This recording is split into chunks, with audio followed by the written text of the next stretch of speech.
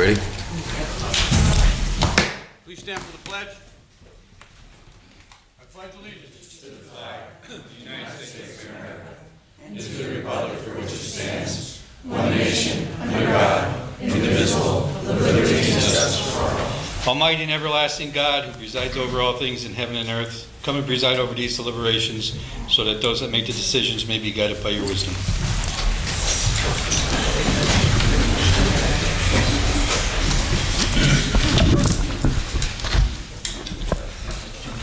Roll call, Mr. Ryan.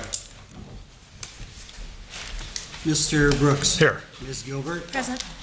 Mr. Merritt. Here. Mr. Barrett. Here. Mr. Belusko. Here.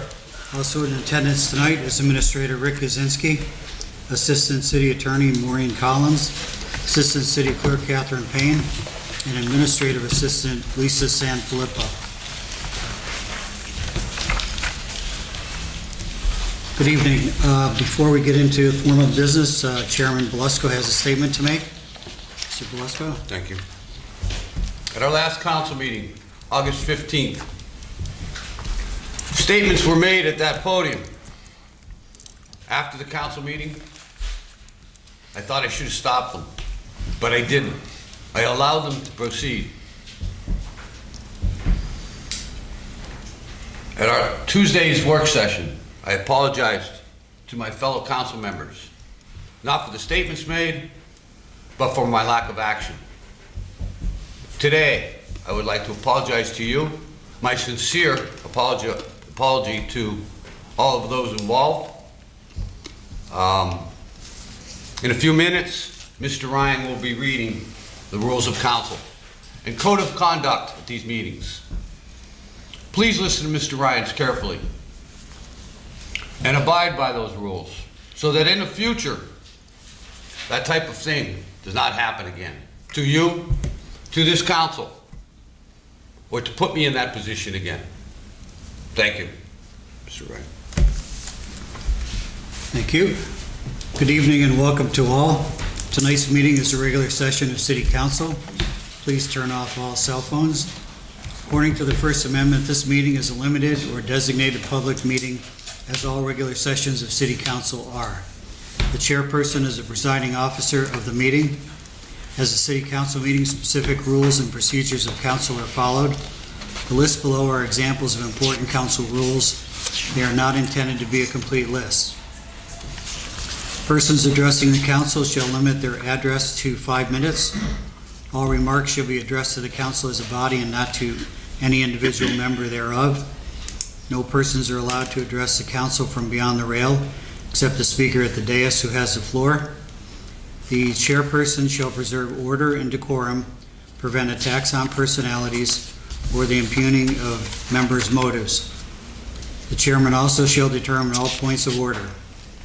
No person except city officers or their representatives shall be permitted within the rail in front of the council during any meeting without the express permission of the council. Finally, in order to be heard by all here in attendance, as well as to be picked up by the microphones and recorders, when members of administration are speaking, please stand up and speak into a microphone. Council will speak into their microphones at the table. Thank you. Does anyone from the public wish to speak on pending legislation before council tonight? Mr. Troy.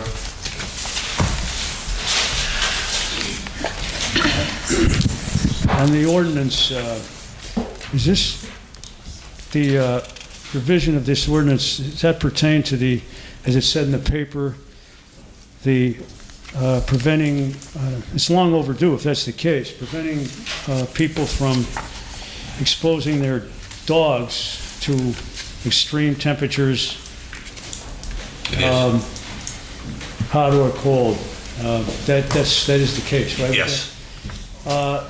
I would ask council if they could provide, Mr. Chairman or whoever, an elaboration of that. This is long overdue, in my opinion. I really appreciate it. I'm sure the animal enforcement officer had a lot to do with this, and he's to be credited and commended for this. It's certainly long overdue. A lot of people out there, as a dog owner myself, I see this all the time. A lot of people abusing animals in one way or another. This is certainly one way that they do it. But does anybody know that the penalties that would be involved with this? If you do find somebody, I mean, is it just going to be, if it's just going to be like a $25 fine or something, then that's a slap on the wrist. I don't think it's going to do much good to deter future violations. Does anybody know if... I believe it was 300,000? Yeah. How much? 300 for a first violation? 200? 300. 300. Well, that's sizable at least. But I would hope that should also be a warning to the dog owner that this sort of thing should not happen again, or the animal could be seized. Do you know if that's involved? There is a provision in it, I think. It's in there, you think? The animal control officer can remove. I guess it's just too much to put all these specifics in the ordinance. Just one more question on the purchase of the fire turnout gear. I was just wondering about the procedure here for getting this. This is CD money, I see. Does in other words, the money goes to Whitmer Public Safety Group. They're the one. Were there RFPs put out for this? I don't understand the word. Request for proposals, or is it just $40,000 for these people? It's CoStar, so it doesn't really need it. What's that? It's CoStar, meaning you're going to get the same CoStar. price all over. Yeah, that's the only company that they deal with. Is that it? I don't really know. And the chief's not here. That was a question for Thursday or Tuesday's work session, which he was here. I know it's for 13 firefighters. That's a state program. Because the reason I ask about the process, chairman of the tree commission was just wondering if, I'm sorry for getting a little bit off base, you can pull me back, but I just wondered if I, as a chairman of the tree commission, went to the CD office and tried to get a couple of $1,000s for trees, would I be, I guess that's not. It's something you would have to check with OCD. Just one more comment then on the first resolution.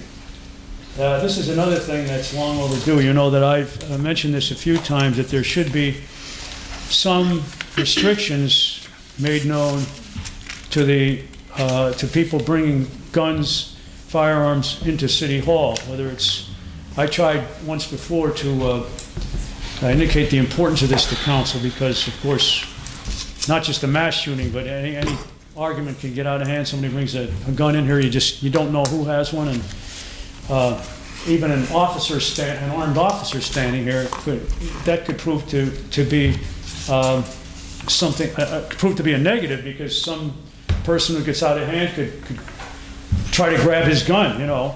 But I would hope, I would hope that this is made into law. I hope the council will support this Senate Bill 625 unanimously, and it will be made into law. And I hope that the action that council will take after it's made into law will be swift and thorough, and perhaps along the lines of having metal detectors in the building. In fact, in all of the city's buildings. That might seem like a little bit, a lot of intricacy, a lot of involvement there, maybe some expense, but I think the safeguards are worth it, and I would hope that those actions, I assume they're not going to happen tonight, but because I guess they wouldn't be valid.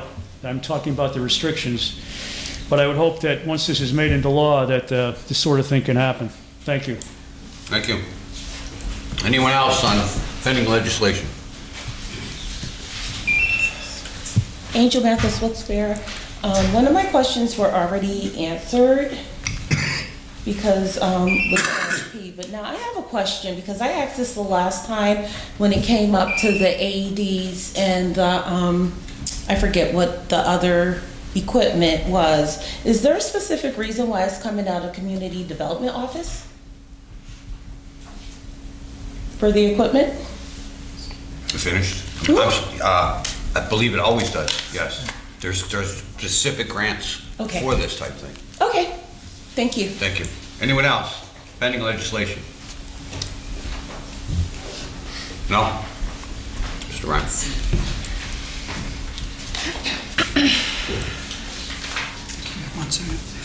Okay. The order of formal business, first is the consent agenda resolutions. Motion, second, and vote. Motion. Second. Bill and Tony. Mr. Brooks. Yes. Ms. Gilbert. Yes. Mr. Merritt. Yes. Mr. Barrett. Yes. And Mr. Belusko. Yes. Motion passes. Next is the individual resolution regarding the reappointment of Barry Payne to the Planning Commission. Motion, second, and vote. Motion. Second. Mike Merritt, Belusko, and Tony. Mr. Brooks. Yes. Ms. Gilbert. No. Mr. Merritt. No. Mr. Barrett. Yes. And Mr. Belusko. Yes. Motion passes. And next is the single resolution regarding reappointment of Francis Thomas Colas to the Traffic Committee. Motion, second, and vote. Motion. Tony? Second? Bill? Mr. Brooks? Yes. Ms. Gilbert? No. Mr. Merritt? No. Mr. Barrett? Yes. And Mr. Belusko. Yes. Motion passes also. And finally, the single resolution on the second, single ordinance on the second reading regarding weather protections for animals and fowl. Motion, second, and vote. Motion. Second. Okay. Mike and Beth. Mr. Brooks. Yes. Ms. Gilbert. Yes. Mr. Merritt. Yes. Mr. Barrett. Yes. And Mr. Belusko. Yes. Motion passes also. Council presentations, anything except Tony? Nothing this evening. Nothing today? No. Ms. Gilbert? Yeah, just Miss McBride, I should say. Sorry.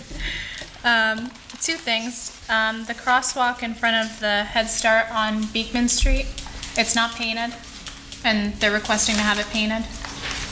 Street is that? Beekman? Beekman. Yeah. That's Head Start. And then we've been having a lot of issues lately on East Northampton Street with trucks speeding, like regular tractor trailers. Northampton Street. Yeah. They come to a halt right at the light on East Northampton and South Sherman. So if we could have an officer there to monitor the speeding, that would be helpful. That's all I have. Mr. Merritt?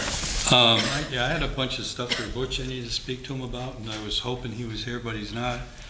But I'm gonna put the request in that he's here at our next meeting, but I will reach out to him tomorrow and let him know my concerns. Thank you. Okay. Mr. Barrett? Nothing since Tuesday, thank you, sir. We'll move into public comment. Oh, yeah, thank you. Mary Ellen Jones?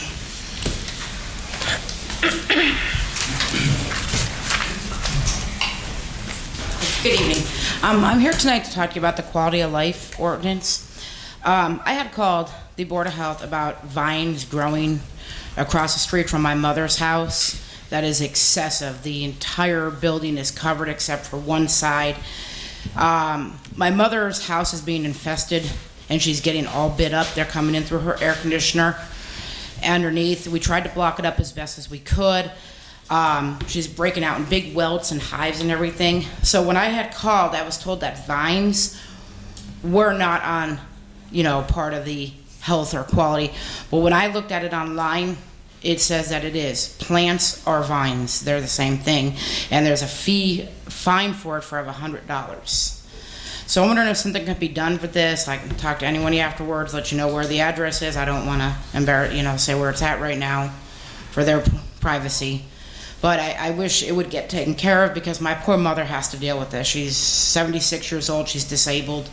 She can barely walk, and it's horrible. I just was wondering if you could look into that for me. And Rick, is this something? Yes, I'll get the address from you. okay, thank you, I appreciate it. Thank you. John Sahoski.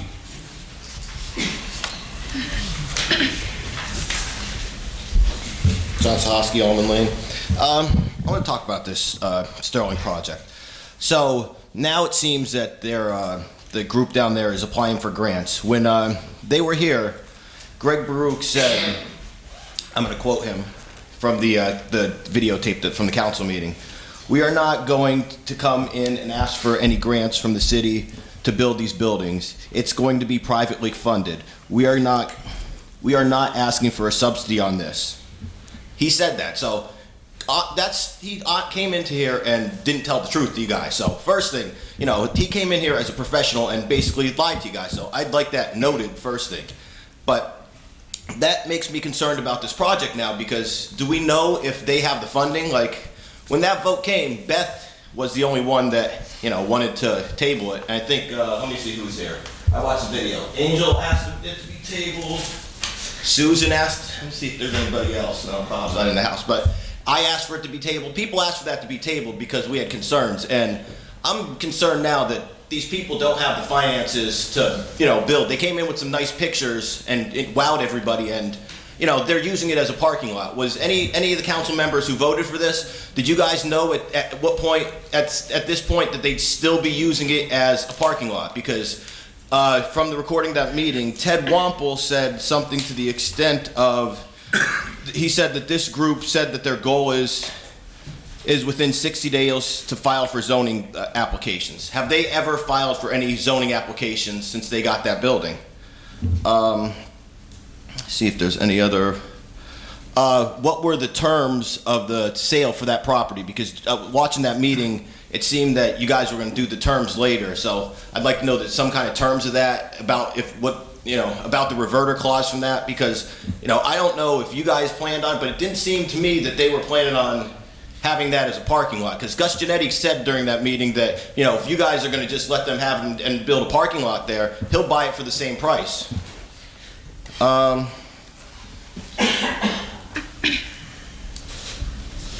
I just want to. I think it's worth noting that George Albert was involved with that project. He at least donated $1,000 to Tony George. Did George Albert donate to any other council members up here that voted on that? Either way. And okay, then that's all I have for the Sterling project. Now I just want to get to parking enforcement. Many times I came in here and I read this ordinance about the deliveries, where you can't have deliveries between. Deliveries are supposed to be between 7 a.m. and 10 a.m. and 6 p.m. and 11 a.m. The deliveries are happening all the time. They're never. You guys aren't enforcing it. Like parking enforcement, I don't know who's running that. But it's a joke. They don't seem to be doing their job. Like, you guys really need to probably get somebody else, because they're just, the companies who have those trucks down there just deliver whenever they want to. It does. I don't know. You guys can tell me if they ever wrote one of those $10 tickets. You guys got to get on the ball for upping that fine. But the parking enforcement is a total joke. They're not enforcing that. Anytime I come downtown in the middle of the day, there's always some kind of delivery. I believe it was Monday morning I was down here, and on the corner of over here on South Main, where South Main comes into the square by Dunkin' Donuts. Dunkin' Donuts had their truck on the corner in the lane. They were in the lane blocking traffic, and people just had to go around them. I took a picture of that. I could show you that later if you'd like. But that just shows that, nobody's doing their job of parking enforcement. That they're just, it seems that there's incompetence there because they don't know the ordinances, because they're, companies are just allowed to violate them whenever they want, and there's no recourse. So if they've ever wrote a fine, you could tell me about that. But it seems that anytime I come downtown in the daytime, that there's deliveries going on and no consequences. Basically, the ordinance isn't being followed. So I'd like some answers on that, and some answers about the Sterling property, especially if anybody took money from George Albert, or anybody took any kind of campaign contribution from George Albert, or anybody involved in that project. Some kind of statement on Steve Baruch, basically lying to us. That's all I have. Myself, I didn't take any contributions from Mr. Albert. Are any of them in the group? Not here either. Okay. Does anybody want to talk? As far as the Sterling plot, anything, what's latest? I do believe we were lied to, John. With the Sterling project, when we met in early November, late November, December, we met over on the site. And at that point, they told us it would be approximately, I think I mentioned this before, 19 months before the site would start to be developed. So that's the best I can tell you. I don't think it's 19 months yet, but I know that they were all in talking about it, and it would take that long. So it's yet to be seen. Yeah, your predecessor, like not your fault, but your predecessor said, not, what do you say, how many days? 60 days till they were filing for zoning applications. Did they ever do that? That I don't know. I can only tell you that I was there present when they said it approximately. Yeah, I'm just, I'm concerned that this is gonna turn into the, like the last group. Let's hope not. Thank you, John. John, a couple things. In terms of the grant money, that was one of the reasons I was why I voted against it, because I didn't believe them for a second when they said that they weren't going to seek any grant money, because that seems to be the pattern here in the city, that all these businesses want to come in, but they also want to seek grant money. And while I'm happy that businesses want to come downtown, I think if you can afford to build $500,000 apartments, then you could afford to pay for them as well. And I don't think that's fair to the rest of the taxpayers. I did ask for a reverter clause. Whether that was ever done, I'm not sure. In terms of the deliveries downtown, John is right, that is becoming more of a problem. I don't know if it's because they see the dollar store doing it now, so other businesses think it's okay at all times, but Dunkin' does pretty frequently block that lane there completely, especially in the morning, like around like 8 or 9 a.m. I seen them at 10. Yeah. John, I'm sorry, you done? Yeah, I mean, and I think that also if they are getting fined, it's not enough. So that might also be the issue. They might be getting fined, but I think we do need to look into upping that fine, especially for businesses. For corporations like Dunkin' Donuts and the dollar store, they could afford to pay up a little bit more. That's all I have. We said we talked about this, and I thought it was said already, where delivery should be made between 7 and 10, or no later than 10, to anyone downtown, and then after 6 in the evening. So if you're seeing them in other hours, that's something that parking enforcement or whomever's around should be looking at. And if they are making deliveries, are they allowed to block traffic completely? That I can't answer, but I don't think so. But Okay, yeah, because they that's should also not, an issue. especially there. Even if they're doing it in the correct time frame, Yeah. they're still blocking lanes Yeah. of traffic. Yeah. Okay, thanks, John. Thank you, John. Angel Mathis.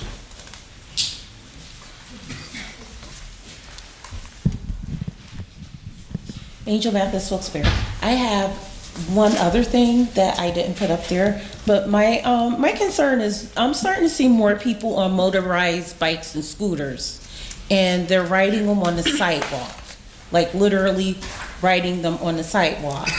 And my only concern is because I know there's a no riding within the blocks going into the square for bicycles. My issue is that one, that's not being enforced, but then the second thing is now people are moving to motorized vehicles on the sidewalks where there are bikes where they're literally putting motors on them and they're riding them through the downtown. And I'm just afraid someone's gonna get hit. The second thing I have is with basketball on there is King's College. School is back in order, and the natives are a little bit rowdy where there's a lot of noise. Is it possible someone can talk to someone from the city, whether it's police or whoever, can go out and, let Kings know to keep their students down a little? Because the noise go on, basically. Huh? No, it does. It does. I lived there for 12 years. It does. It goes on all week, and from some days it actually go on until 3, 4 o'clock in the morning. And my issue is, while they're coming and going, they're literally standing in front of my apartment with all of this noise. Or either they're across at the gym where they gather after the bars close. And the last thing I have is with parking on corners.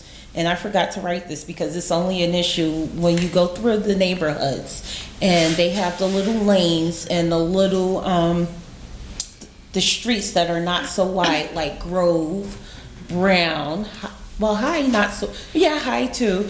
When you go through streets like that, where the corners used to be painted, where they're no longer painted and people are actually parking on the corners, it makes it very dangerous to come around because you can't see around the corner.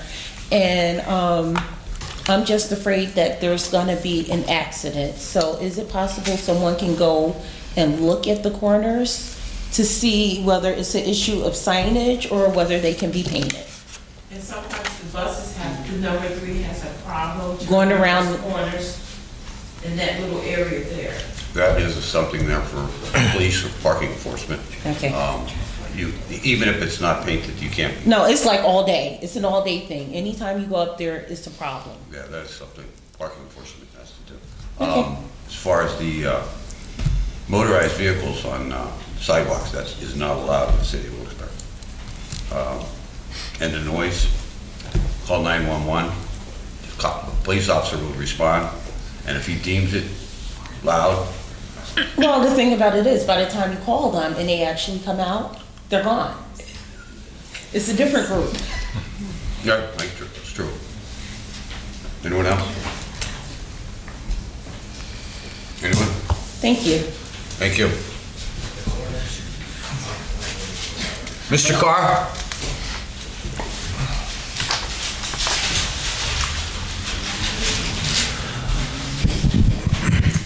Regarding what happened last month, because of pending litigation, I cannot comment on it.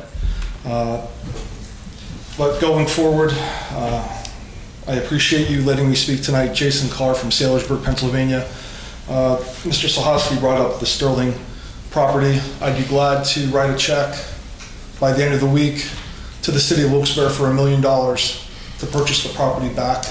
I could put together a group of developers to build something quicker than what's already happened. That's not a problem, so the offer's on the table.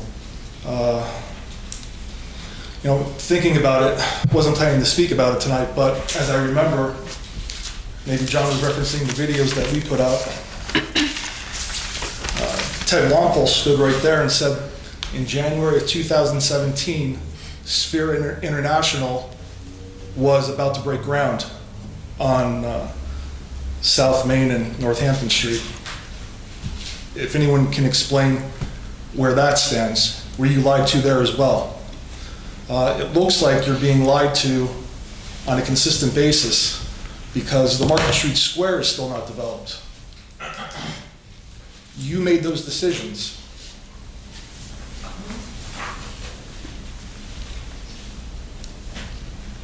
And you have to be held accountable for them because the taxpayers are paying for it now.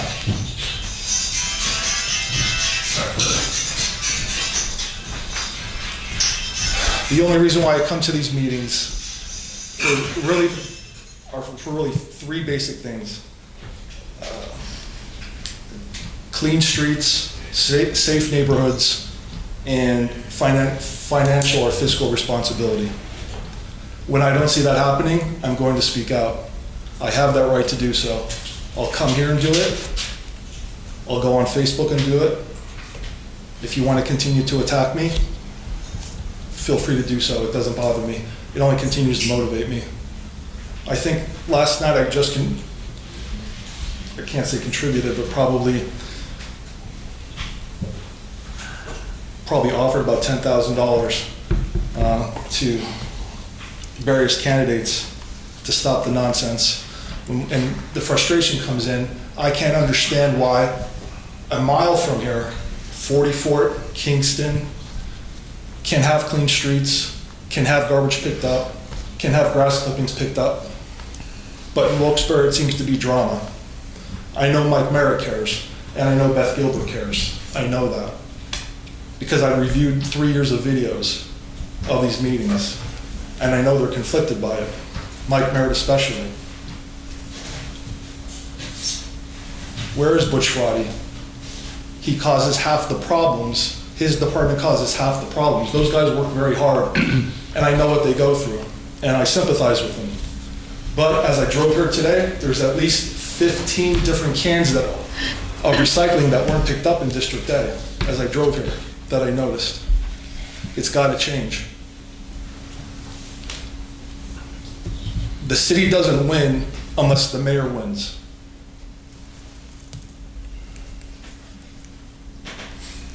And unfortunately, it seems like everyone wants to fight with each other and play games. There's no reason for it. You represent the people of Wilkes-Barre. I'm not even a resident, but I feel my investment that I have in Wilkes-Barre, I feel threatened by what's going on with the gun violence, with the filth, with the blighted properties, and something has to change. And I hope everyone on council gives Mayor George Brown their full commitment to change things and stop the pettiness, stop the coal mine politics, stop the wheeling and dealing.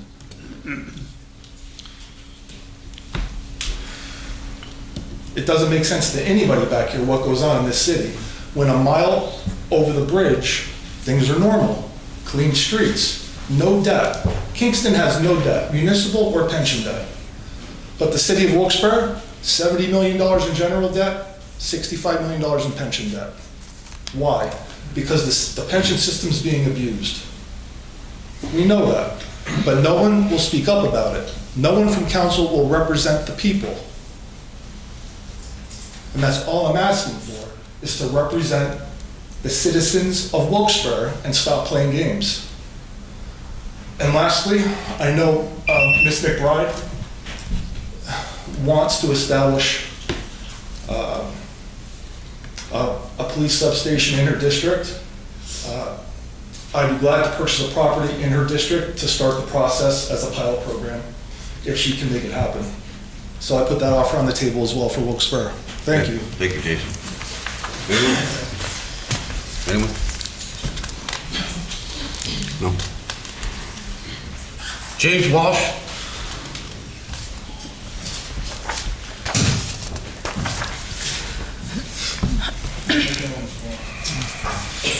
Good evening. Jim Walsh in Wilkes-Barre. What did the dog say when you slid on the sandpaper? Do you know? Ruff. You know you're in trouble when you can't remember what you forgot. That's me. You wonder why I'm here. Well, I think you pretty well know. The absence of our flag in the city, to me, is shameful. There's no flags in the city throughout all these previous holidays. Why? Why? We purchased flags, I don't know how many times, and still the same. And even when they were put up improperly and weren't corrected. Why? Again, why? Look what happened 18 years ago in New York. The tragedy of so many Americans losing their lives. And then I pick up yesterday's paper, I think it was, and there's a picture of our flag, that desecrated flag, with the names on it. There's no names necessary to put the names of those who died. The flag in and of itself creates all the necessary honor. You don't have to do anything else to it. So why do they fool around with it? And why is the city neglected to honor these patriotic holidays?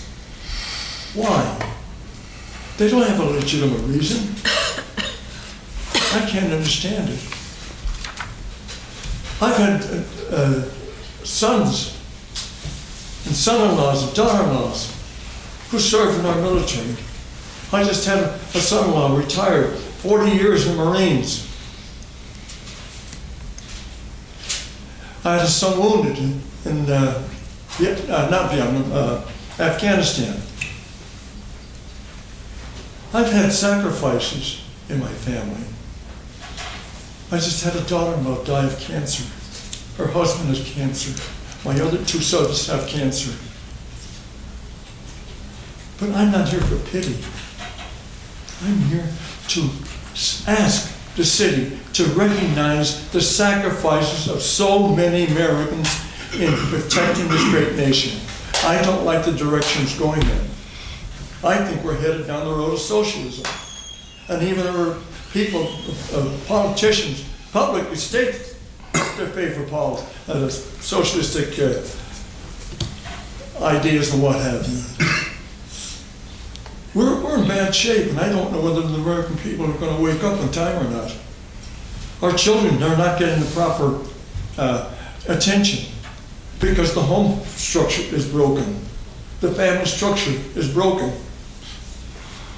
They're going to put on a bus in the morning and sent to a school, and they're having problems there. Even now, they're going to have guards or what have you inside the school. Is this a Gestapo? What's happening? I think America better wake up. We're in serious trouble. And I'm terribly concerned. Terribly concerned. My stomach churns when I see these things happening. I'm sorry to say that I think too many Americans just don't care. Give me my good time and let it go with that. They don't even respect their bodies.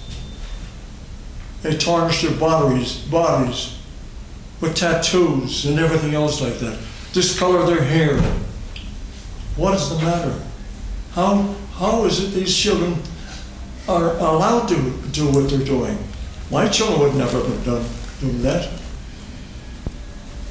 I raised six, my wife and I raised 6 wonderful children, and they're all doing well.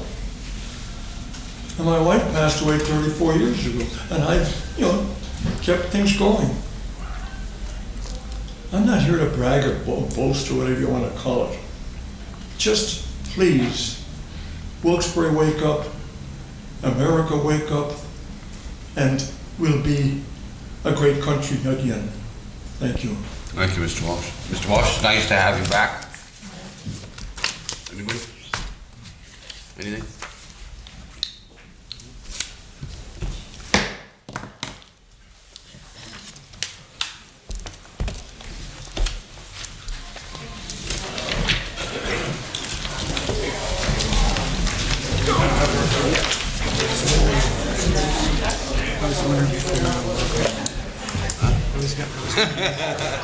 I'm glad there's somebody.